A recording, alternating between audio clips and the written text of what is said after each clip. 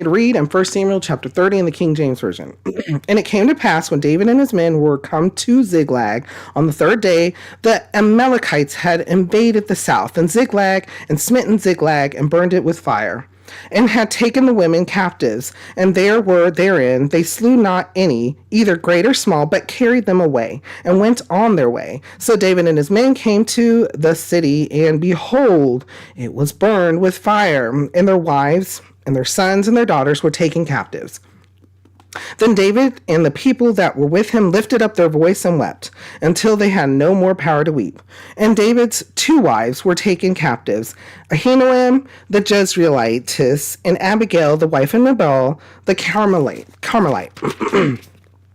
And David was greatly distressed, for the people spake of stoning him, because the soul of all the people was grieved, every man for his sons and for his daughters. But David encouraged himself in the Lord his God.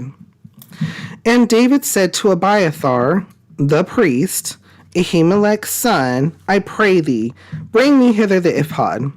And Abiathar brought hither the ephod to David.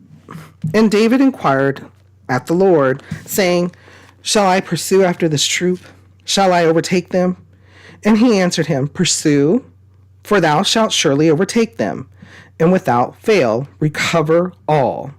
So David went, he and the 600 men that were with him, and came to the brook Besor, where those that were left behind stayed. But David pursued, he and 400 men, for 200 abode behind, which were so faint that they cannot go over the brook Besor. And they found an Egyptian in the field and brought him to David and gave him bread, and he did eat. And they made him drink water, and they gave him a piece of a cake of figs and 2 clusters of raisins. And when he had eaten, his spirit came again to him, for he had eaten no bread nor drunk any water 3 days and 3 nights. And David said unto him, To whom belongest thou, and whence art thou? And he said, I am a young man of Egypt, servant to an Amalekite, and my master left me, because 3 days agone I fell sick. We made an invasion upon the south of the Cherethites, and upon the coast which belongeth to Judah, and upon the south of Caleb, and we burned Ziklag with fire. And David said to him, Canst thou bring me down to this company? And he said, Swear unto me by God that thou wilt neither kill me nor deliver me into the hands of my master, and I will bring thee down to this company. And when he had brought him down, behold, they were spread abroad upon all the earth, eating and drinking and dancing, because of all the great spoil that they had taken out of the land of the Philistines and out of the land of Judah. And David smote them from the twilight even unto the evening of the next day, and there escaped not a man of them, save 400 young men, which rode upon camels and fled. And David recovered all that the Amalekites had carried away. And David rescued his 2 wives. And there was nothing lacking to them, neither small nor great, neither sons nor daughters, neither spoil nor anything that they had taken to them. David recovered all. And David took all the flocks and the herds which they drave before those other cattle, and said, This is David's spoil. And David came to the 200 men, which were so faint that they could not follow David, whom they had made also to abide at the brook Besor. And they went forth to meet David, and to meet the people that were with him. And when David came near to the people, he saluted them. Then answered all the wicked men of Belial, of those that went with David, and said, Because they went not with us, we will not give them aught of the spoil that we have recovered, save to every man his wife and his children, that they may lead them away and depart. Then said David, Ye shall not do so, my brethren, with that which the Lord hath given us, who hath preserved us and delivered the company that came against us into our hand. For who will hearken unto you in this matter? But as his part is that goeth down to the battle, so shall his part be that tarrieth by the stuff.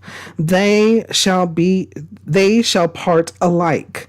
And it was so from that day forward that he made it a statute and an ordinance for Israel unto this day. And when David came to Ziklag, he sent of the spoil unto the elders of Judah, even to his friends, saying, Behold, a present for you of the spoil of the enemies of the Lord, to them which were in Bethel, and to them which were in South Ramoth, and to them which were in Jatir, and to them which were in Aror, and to them which were in Siphmoth, and to them which were in Ishtemoa, and to them which were in Rachel, and to them which were in the cities of the Jeremielites, and to them which were in the cities of the Kenites, and to them which were in Hormah, and to them which were in Korashan, and to them which were in Atash, and to them which were in Hebron, and to all the places where David himself and his men were wont to haunt. Okay, so a lot here in this chapter, right? Super long chapter, and lots happened, but listen to this in verse 6. And David was greatly distressed, for the people spake of stoning him, because the soul of all the people was grieved, every man for his sons and for his daughters. But David encouraged himself in the Lord his God. And David said to Abiathar the priest, Ahimelech's son, I pray thee, bring me hither the ephod. And Abiathar brought hither the ephod to David. So, devastation just happened. What happened? Well, the Amalekites came, and not only a tribe of the Amalekites just came, and not only did they had already attacked parts of Israel themselves, but they also went and attacked part of the Philistine area, including Ziklag, and which was where David and his men were in the Philistine territory, and where he left their stuff, aka their tents, their belongings, their families, all that stuff, their herds that they had already gathered from all of their other conquests that they had made against the Canaanites. One thing was he was able to inquire of the Lord and seek the Lord's guidance. That was what he immediately thought of. Yeah, he saw and heard all the people, including himself. He lost his 2 wives. He didn't even know if they may be alive. He was like devastated along with the people. The people were so devastated. His men were so devastated. They wanted to stone him. They wanted to kill him. Off with him. What have you led us to do? What have you done? Not seeing that David wasn't the one that took those people. Doing the most. Sometimes doing the most can mean, well, we're not thinking straight. We're not applying the facts. It wasn't David that took these people, nor was it his fault that they were invaded while they were gone. The Amalekites came and did it. So why were they were so angry that they were misplacing their anger and blaming David? Sounds familiar.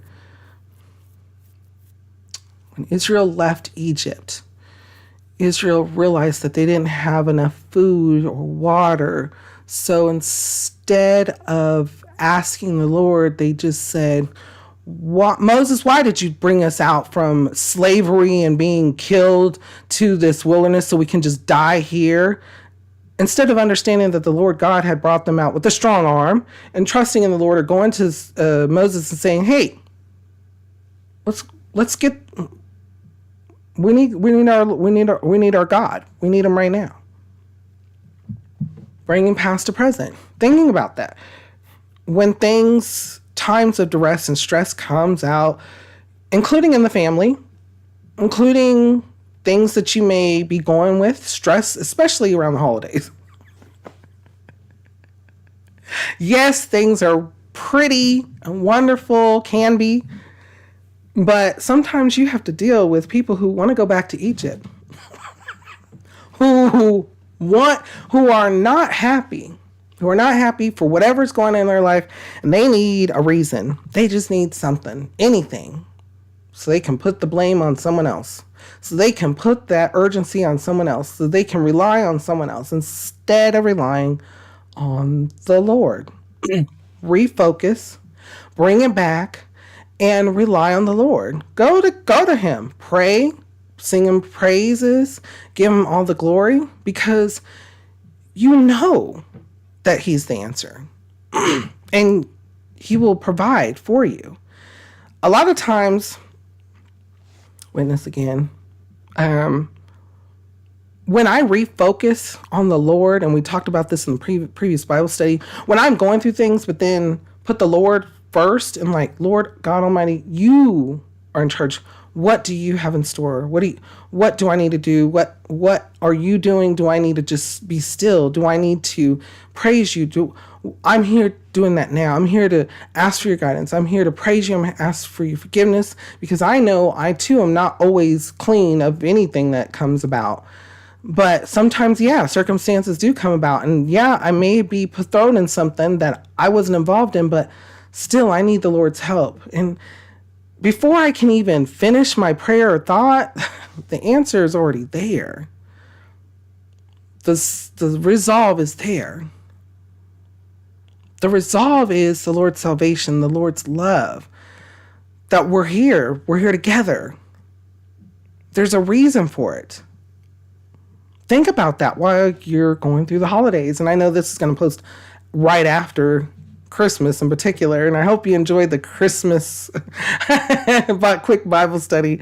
There's a lot here in the book of Samuel. And thinking about that and bringing past to present, what kind of thoughts or feelings come to your mind when we read over this? How does it make you feel, and what does it make you think?